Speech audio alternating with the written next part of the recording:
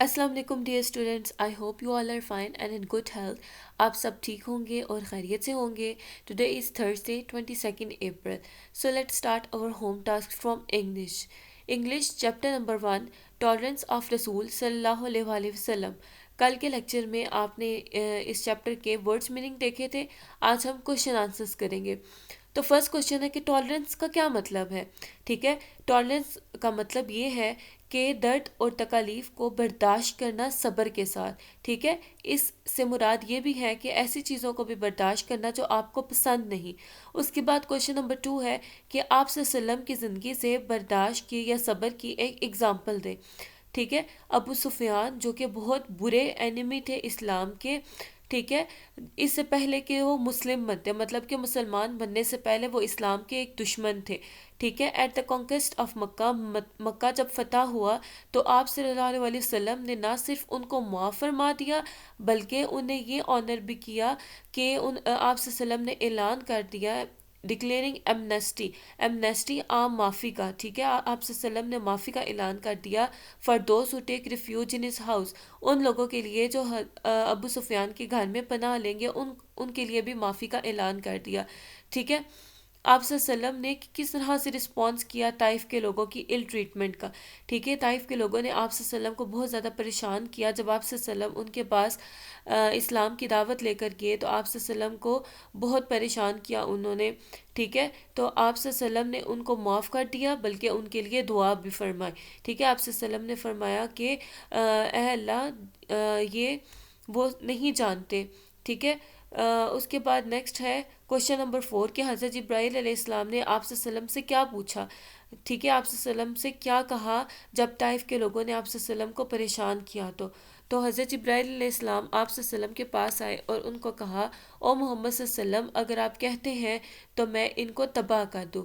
ٹھیک ہے، حضرت جبرائیل علیہ السلام نے بولا کہ میں دونوں پہاڑوں کو ایک ساتھ ملا دوں اور یہ لوگ بیچ میں جو ہے وہ تباہ ہو جائیں گے۔ تو آپ صلی اللہ علیہ وسلم نے فرمایا نہیں، ایسا نہیں کرنا، کیونکہ یہ نہیں جانتے کہ یہ لوگ کیا کر رہے ہیں۔ Next subject is science, chapter number 1، human organ system. ٹھیک ہے، اس کا ہم نے آج کوشچن نمبر 10 کرنا ہے، ڈسکرائب دا اسٹرکچر آف نیفرون۔ ٹھیک ہے، تو نیفرون کیا ہوتا ہے؟ کل ہم نے کڈنی کے بارے میں پڑھا تھا۔ ٹھیک ہے، یہ کڈنی کا اسٹرکچر ہے۔ اب کڈنی کے اندر چھوٹے چھوٹے سیلز ہوتے ہیں۔ ٹھیک ہے، ایک کڈنی میں ملینز آف سیلز ہوتے ہیں۔ ٹھیک ہے، 1 ملین ایکولز ٹو 10 لاکھ، اتنے سارے سیلز ہوتے ہیں کڈنی کے اندر، اور ہر ایک سیل کو نیفرون بولا جاتا ہے۔ ٹھیک ہے، نیفرون ہی وہ سیل ہوتا ہے جہاں پہ یورین بنتا ہے۔ تو جو نیفرون ہے اس کا اسٹرکچر کچھ اس طرح سے ہوتا ہے۔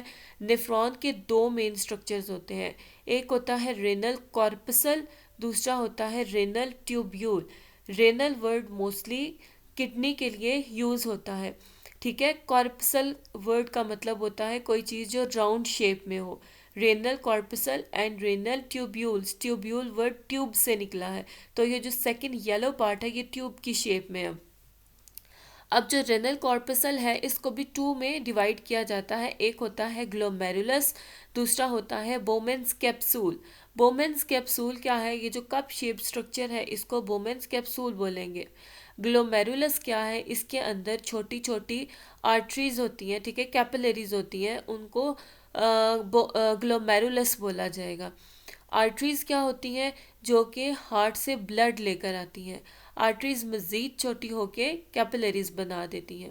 ٹھیک ہے، تو یہ کیا تھا؟ رینل کارپسل، جس کے اندر گلومیرولس اور بومنز کیپسول آتا ہے۔ اس کے بعد رینل ٹیوبیول کے 3 پارٹس ہیں۔ فرسٹ جو کنوولوٹیڈ یا پھر جو اس طرح سے مڑی ہوئی ہے، ٹھیک ہے، یہ جو ٹیوبیول ہے اس کو پروگزیمل ٹیوبیول بولیں گے۔ اس کے بعد جو یو شیپ ٹیوبیول ہے اس کو لوپا فینلے بولیں گے، اور اس کے بعد پھر اس طرح سے مڑی ہوئی ایک ٹیوبیول ہے جس کو ڈسٹل ٹیوبیول بولیں گے۔ ٹھیک ہے، یہ ٹیوبیول جو ہے وہ ایک کلیکٹنگ ڈکٹ میں اوپن ہوتی ہے۔ کلیکٹنگ ڈکٹ میں سارے کا سارا یورین آتا ہے جو کہ پھر رینل پیلوس سے یوریٹرز کے ذریعے یورینری بلیڈر میں چلا جاتا ہے۔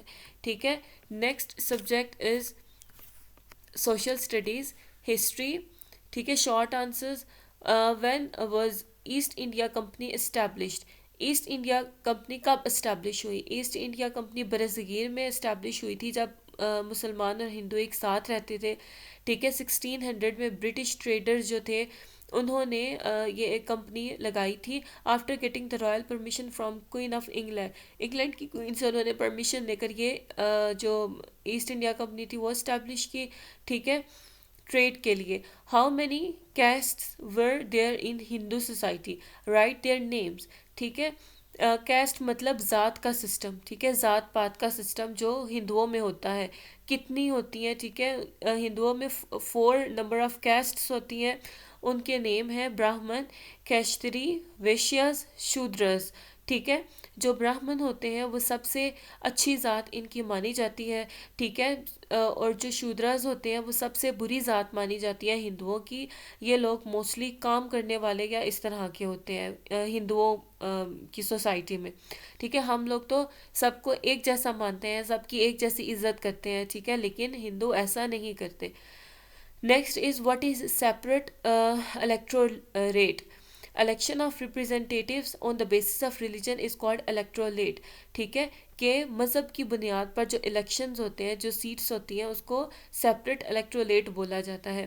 Next computers, chapter number 2. ٹھیک ہے. پچھلے لیکچر میں ریڈنگ کے 2 جو ہے میں نے آپ کو لنکس دیے تھے. اس میں 3rd لیکچر ہے ریڈنگ کا, چیپٹر نمبر 2 کی ریڈنگ. یہ لنک آپ لوگوں نے اوپن کرنا ہے, اسی ویڈیو کی ڈسکرپشن میں بھی ہے اور آپ کو الگ سے بھی سینڈ کر دیا جائے گا. اس کے بعد ہے mathematics, exercise number 1.3, question number 1 اور 2. ٹھیک ہے. اس لنک میں پرووائڈیڈ ہے. آج کا کام ہے صرف آپ نے کوشچن نمبر 1 یاد کرنا ہے, اور سوری یاد نہیں کرنا, اس کی پریکٹس کرنی ہے آپ لوگوں نے. نیکسٹ از اردو, سبق نمبر 2 نعت. ٹھیک ہے. نعت کے کوشچن آنسرز آپ لوگوں نے لکھنے اور یاد کرنے ہیں, 4 کوشچنز. نیکسٹ اسلامیات, عطاء الہی اور اعلیٰ کردار صرف عقیدہ آخرت کے ہی ذریعے ممکن ہے, تشریح کریں. ٹھیک ہے.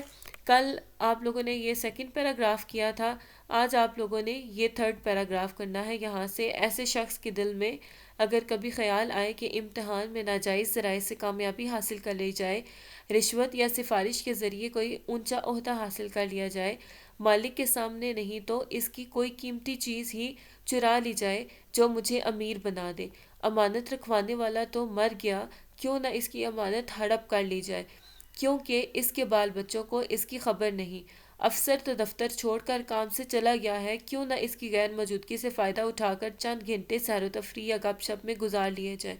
ٹھیک ہے. یہ پیراگراف آپ نے لکھنا اور یاد کرنا ہے. So that's all for today. اللہ حافظ.